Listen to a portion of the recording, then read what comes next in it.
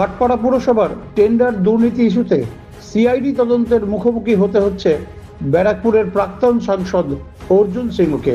এর আগেও হাইকোর্টের নির্দেশে সিআইডি আধিকারিকদের মুখোমুখি হতে হয়েছিল তাঁকে। আজ দ্বিতীয়বারের জন্য ফের ভবানী ভবনের উদ্দেশ্যে রওনা দিলেন ব্যারাকপুরের প্রাক্তন সাংসদ অর্জুন সিং। ভিত্তিহীন 4 ঘন্টা সময় নষ্ট করা। আমি তো আগেও বলেছি কি 4 কোটি টাকা দুর্নীতি করে আমাকে লজ্জা দিচ্ছে এই সরকার। 400-500 কোটি 4000 কোটি টাকা বললে তাও একটা সম্মানের ব্যাপার থাকে।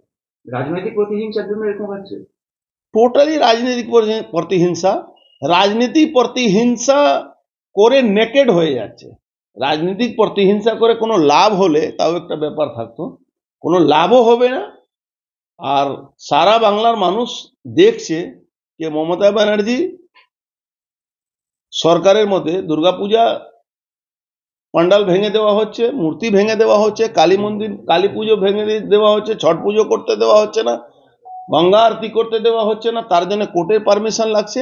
আর সাধারণ যারা কর্মী আছে, যারা বিরোধী দলের সদস্য আছে, তাদের কে মিথ্যা মামলা জড়িয়ে তাদের উপরে হেনস্থা করার চেষ্টা। মমতা ব্যানার্জি দুজনকে মেরে দিলে মমতা ব্যানার্জি শান্তি হয়ে যাবে। একটা শুভেন্দু অধিকারী আর একটা অর্জুন সিং। ও মেরে দিলে উনার শান্তি, কেন উনি জানেন কি এরা দুজন থাকলে উনার 2026-এর রাস্তাটা খুব কঠিন আছে।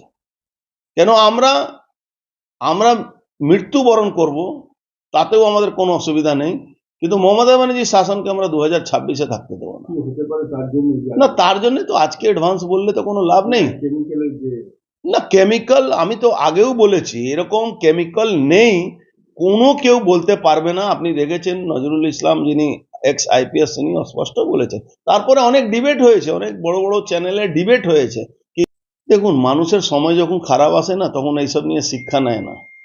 সময়টা খারাপ আসছে, এসব বুদ্ধি নাশ হয়ে, ওটা আমাদের একটা কথা আছে না বাংলাতে, যে বিনাশকালে বুদ্ধি নাশ।